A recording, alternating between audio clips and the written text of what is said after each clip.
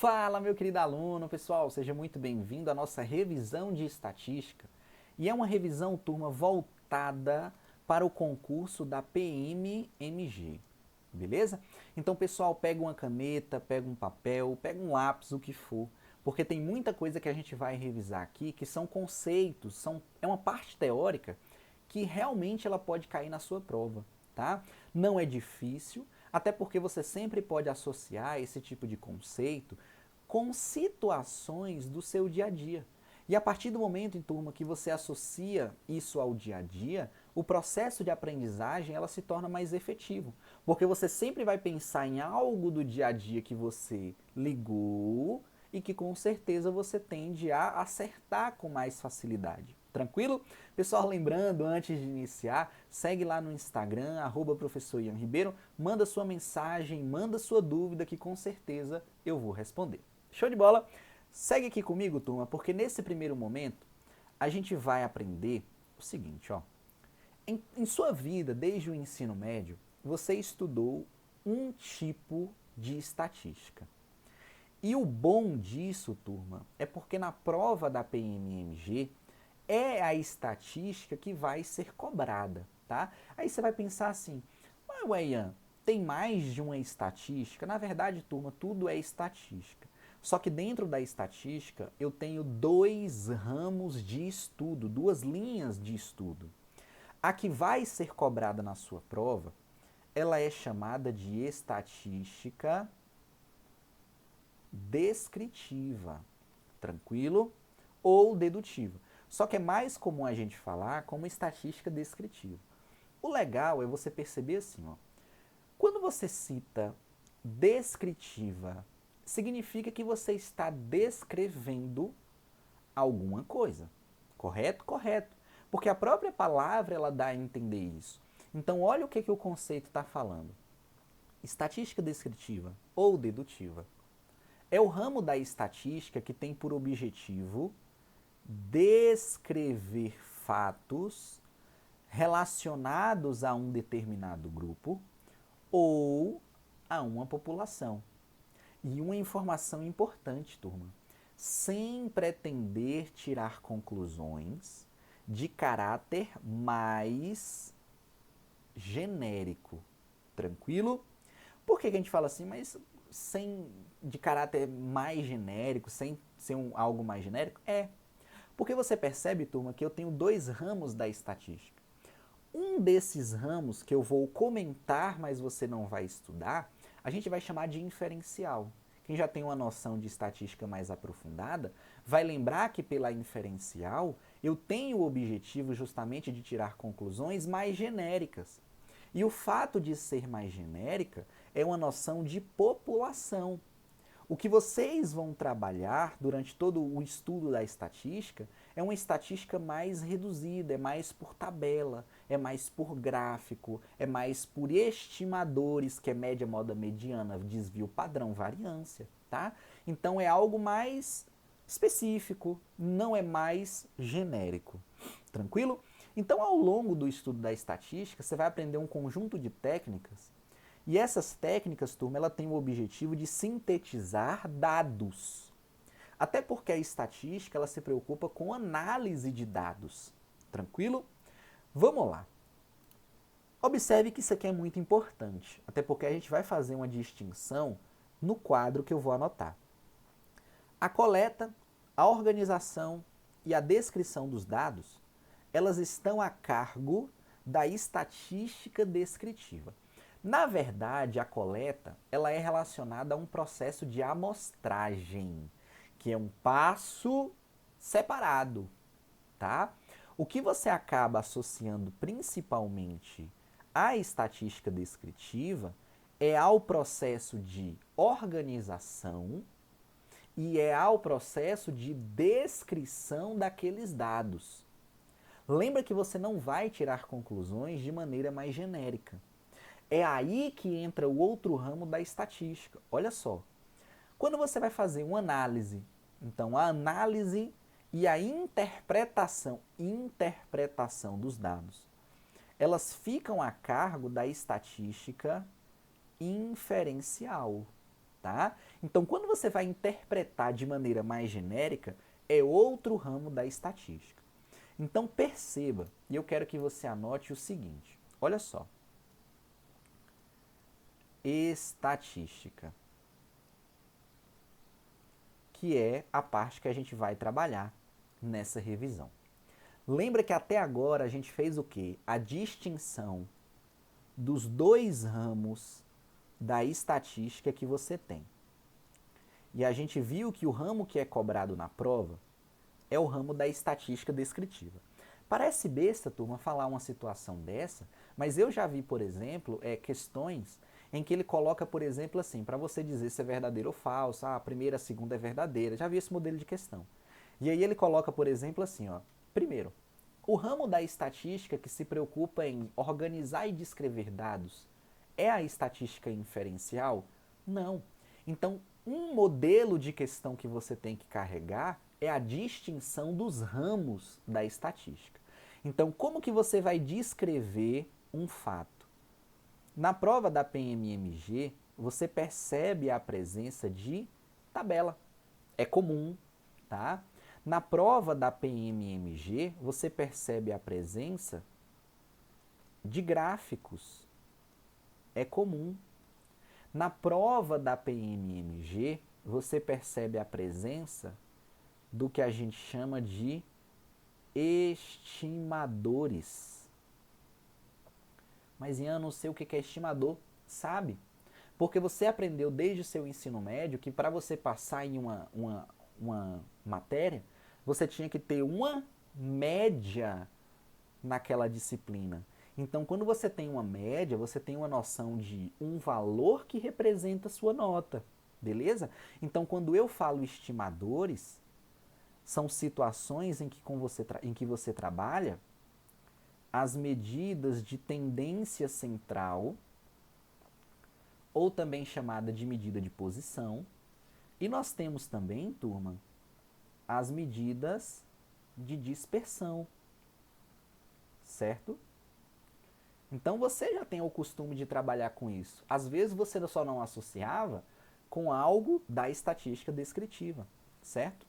Só que o que acontece? Essa análise que a gente faz por tabela, gráficos e estimadores, elas não se preocupam em tirar conclusões de maneira mais genérica. Então, quando você precisa tirar conclusões a respeito de uma população, a gente utiliza a estatística inferencial, tá? Então você vai pensar da seguinte maneira, ó, falou em conclusões genéricas sobre um todo, falou em população, tá? E para a população é a estatística inferencial. Tranquilo? É comum quando você pega, por exemplo, isso você pode fazer por curiosidade, se você pegar o edital da PF, você vai perceber que existe também o tópico de estatística para a galera estudar. Só que é uma estatística que ela engloba todo o conteúdo do ensino médio e do ensino superior. E quando você vai para esse conteúdo do ensino superior, você percebe que no edital tá lá teste de hipótese, intervalo de confiança, são conclusões que você faz a respeito da população. Mas o maravilhoso, turma, é porque você precisa se preocupar só com isso daqui, o que já facilita o processo demais, porque você já tem o costume com isso daí. Show de bola? Pessoal, vamos voltar aqui para o nosso slide e a gente vai seguir agora com algo muito bacana, que é a respeito de população e a respeito de amostra, censo, que a gente vai ver. Tá? Então, quando eu falo população, amostra, censo, classificação de variável, é uma noção, turma, de conceitos primitivos. Então, desde o início da estatística até o final do seu ensino médio ao ensino superior, quem está trabalhando, isso daqui se faz presente. Então, você saber diferenciar um conceito do outro é extremamente relevante. Olha que bacana. Primeiro conceito é o conceito de população. Tá? Só que o legal, turma, quando você trabalha com esse tipo de situação, é você pensar assim, ó. Se você perguntar para alguém que nunca estudou estatística da maneira como você está vendo agora, E você pergunta assim, fulano, o que é população? A pessoa ela tem uma associação que população é o universo. A população é o mundo, são as pessoas. Entende que é normal a pessoa associar a população a seres humanos. Só que aqui, turma, a gente está dentro de uma ciência que é capaz de descrever situações, fenômenos do dia a dia, tá? Então, quando a gente fala população, é você lembrar o seguinte: população é um conjunto, só que ele é um conjunto universo. Lembra lá da teoria dos conjuntos que você aprendeu que conjunto universo era o quê? Ian, eu aprendi que conjunto universo era o conjunto com todas as pessoas, com todos os elementos. Era tipo o seu espaço amostral, tá? É uma situação que tem todo mundo. Aqui não é diferente.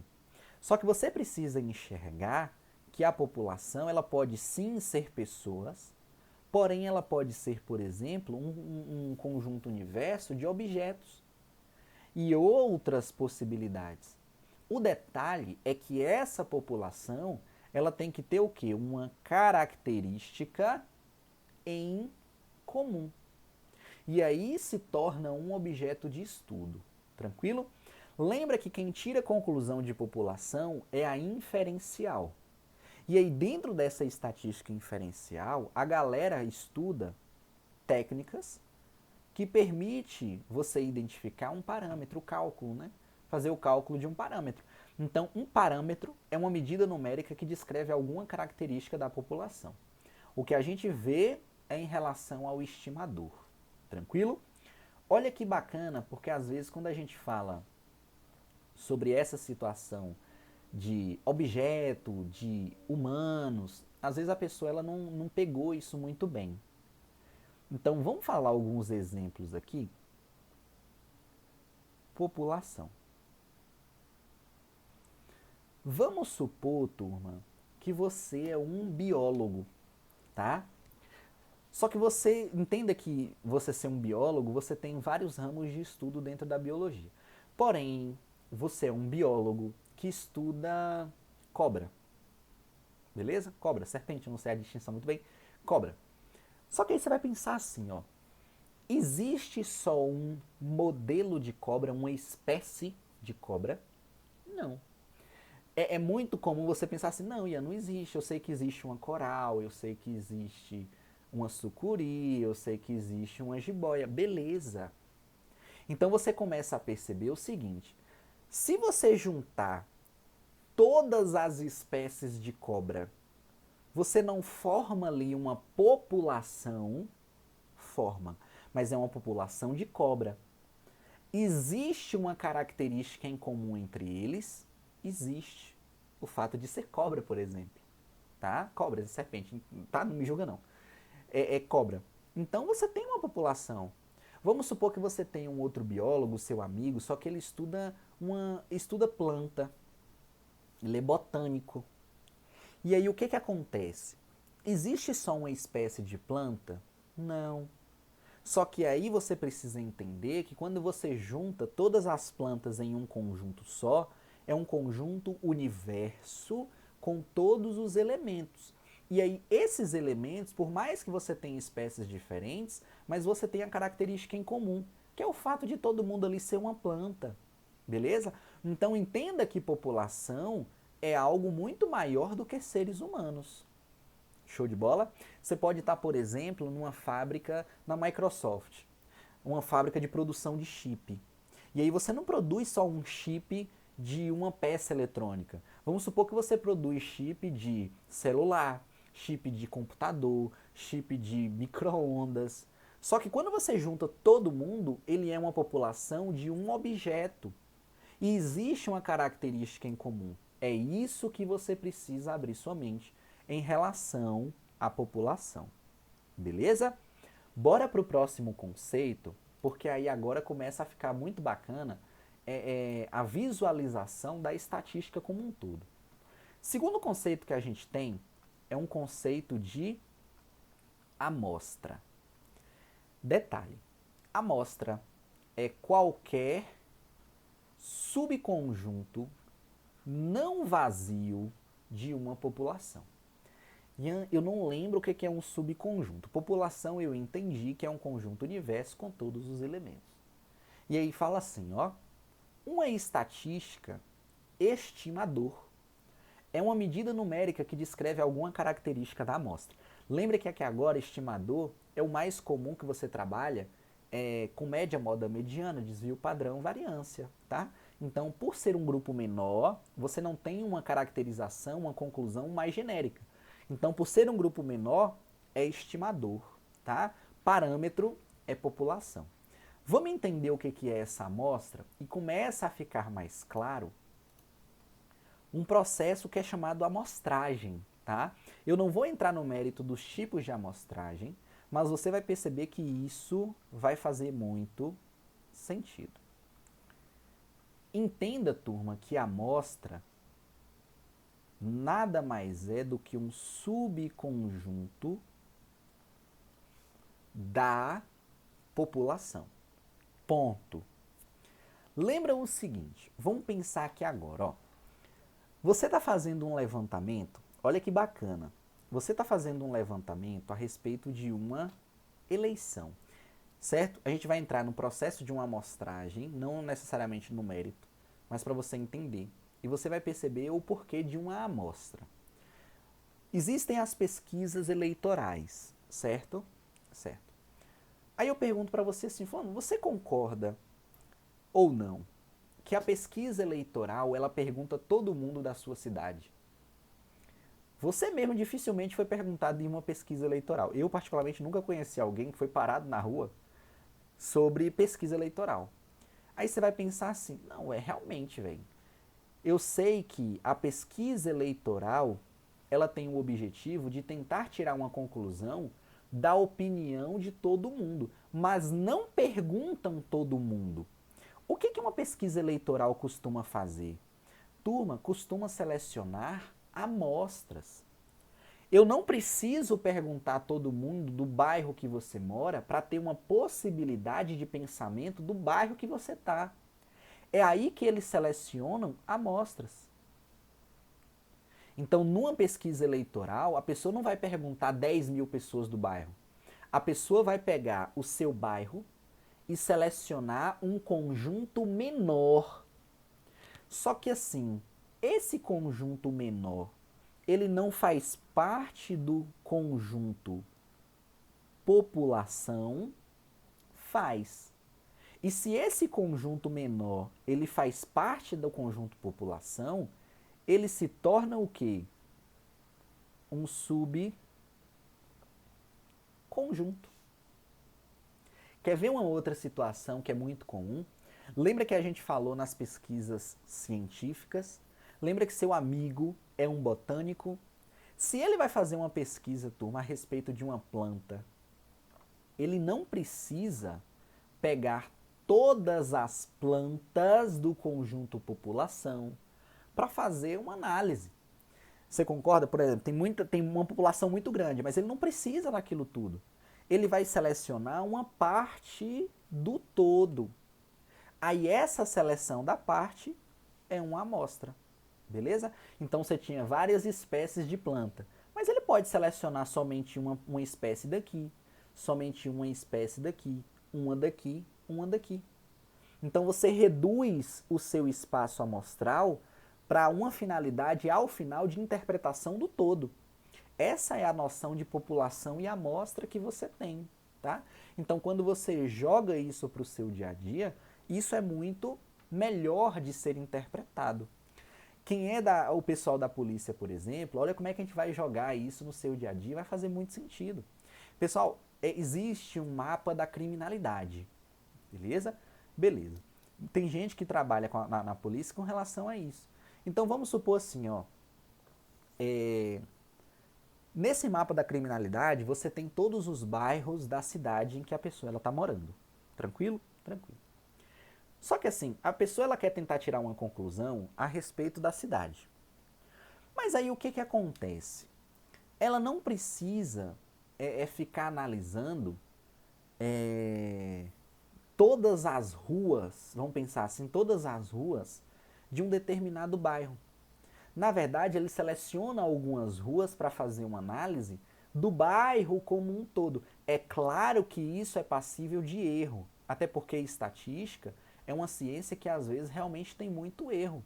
Tá? Até a gente brinca durante as pesquisas científicas que a gente fala assim, existem 3 tipos de mentira que você poderia elaborar. Uma mentira muito besta, uma mentira muito cabeluda e uma estatística. Porque dependendo da maneira como você faz, você influencia muito, tranquilo? Mas o que eu quero que você entenda é essa situação de uma parte e o todo, população e amostra, tranquilo?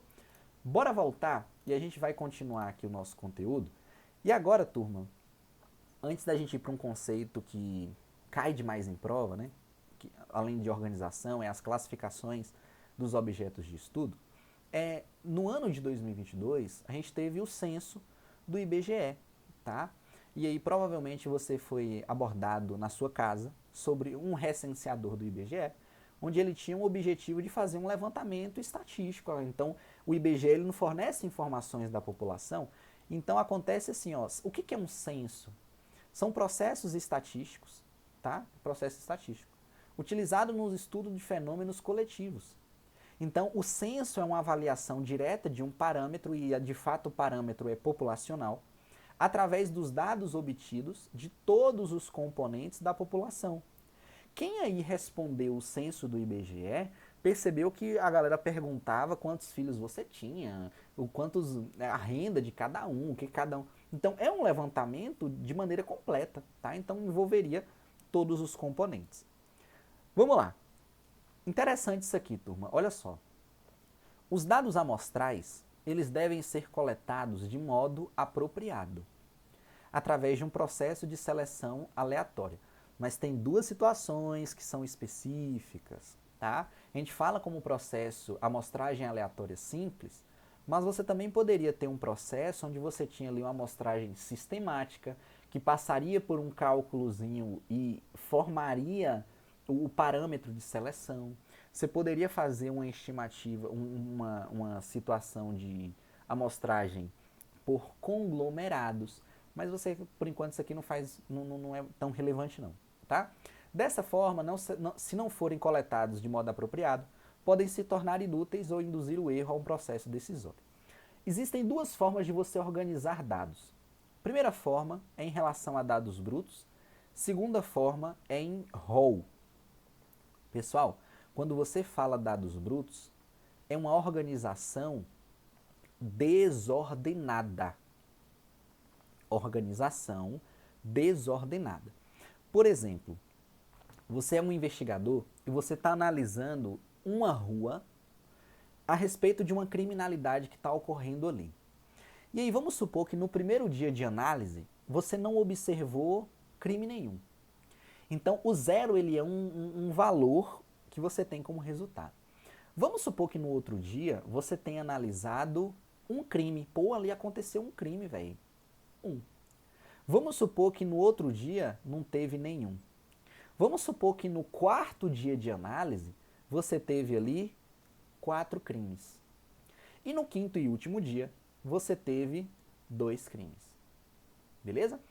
Mas assim, quando eu coloco dessa forma, não são dados desorganizados que foram obtidos somente por observação, são.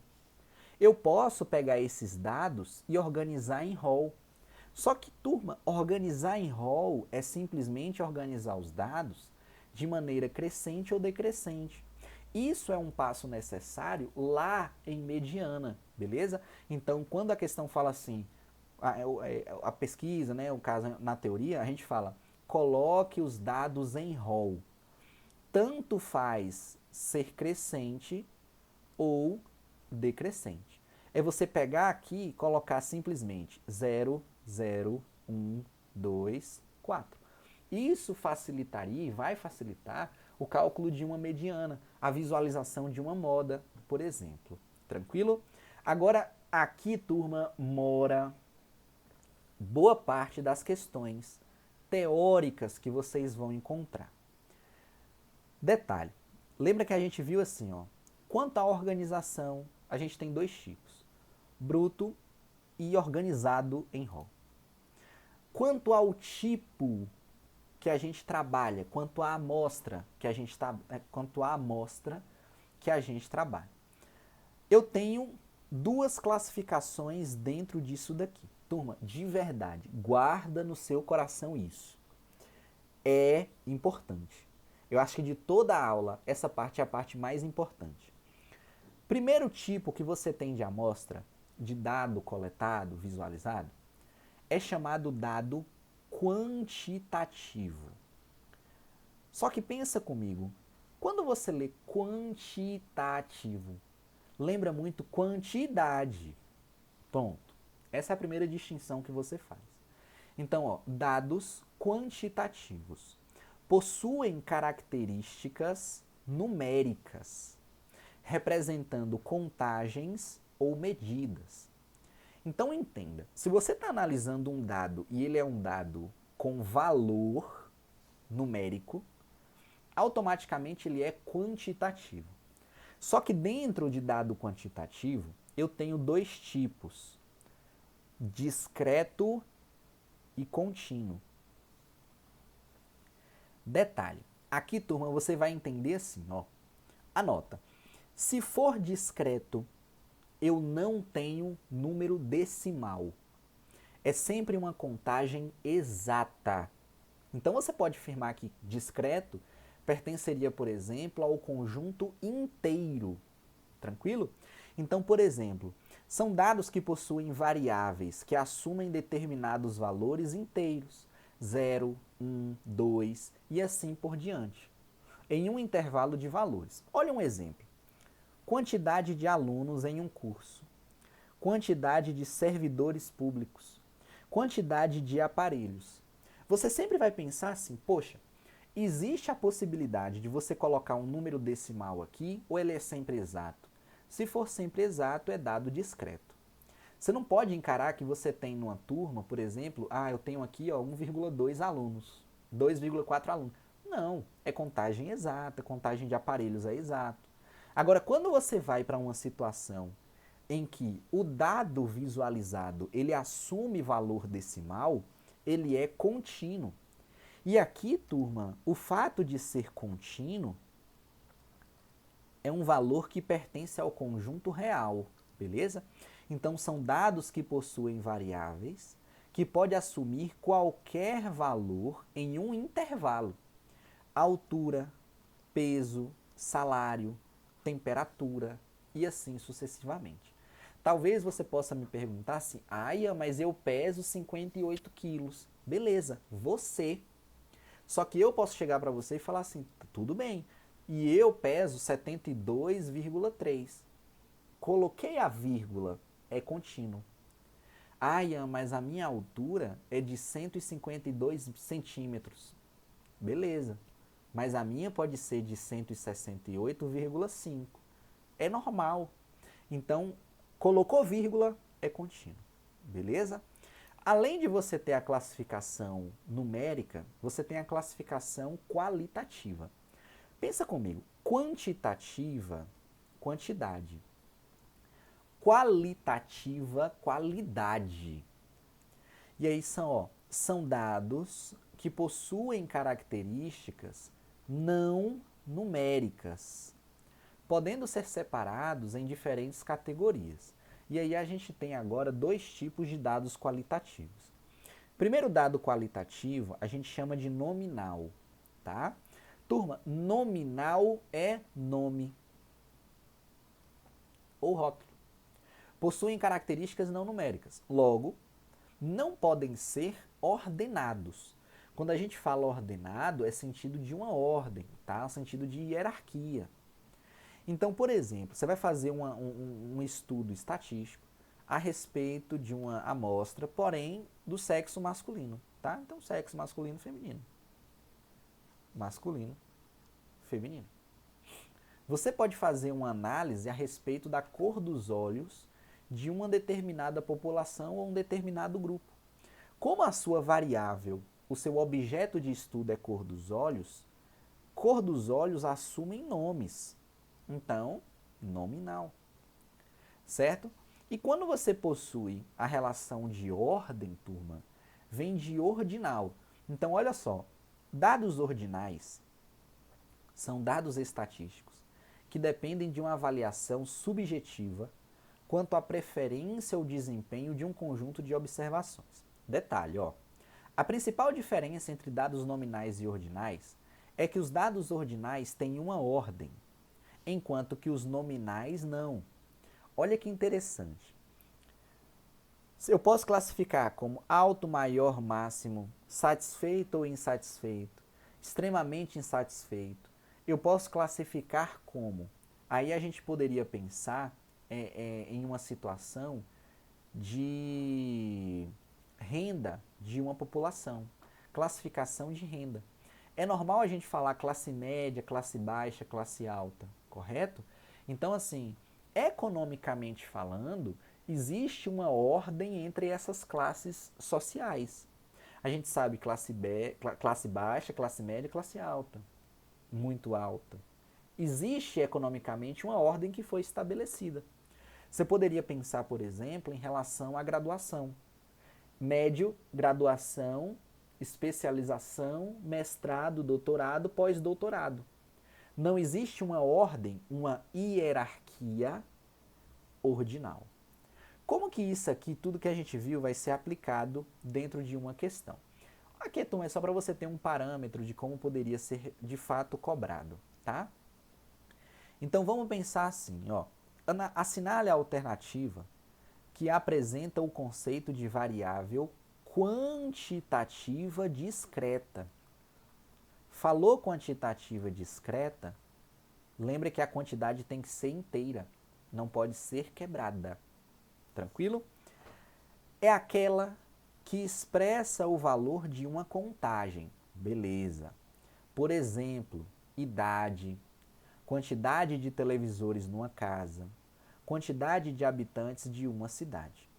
Ok, segura. B. É aquela que separa os indivíduos em classes com uma determinada ordem. Opa, o erro está aqui, ó. Não é ordem, porque ordem é ordinal, tá? É aquela em que expressa uma medida como valor real. Não, turma. Peso e altura são reais, podem, vírgula. É aquela que separa os indivíduos em classes. Porém, não é possível estabelecer uma ordem. Por exemplo, sexo, esporte praticado. Não, isso aqui é nominal. É a letra A. Aí você poderia pensar assim, ué, mas idade? A idade ela poderia ser 20, eu tenho 22,3 anos. Mas aí, turma, vamos ser sinceros, né? Ninguém vai falar que tem 22,3 anos. Eu tenho 16,8 anos. Não. Você percebe que a contagem ela é sempre exata, tá? Então você tem que ter também esse feeling em relação ao bom senso da classificação. Tranquilo? Vamos lá. Próxima questão, ó. Considere as seguintes variáveis. Tamanho de um objeto.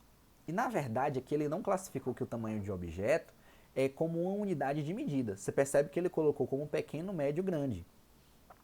Volume de água em um rio, número de clientes numa fila, número da sessão de votação, comprimento de um inseto e classe social.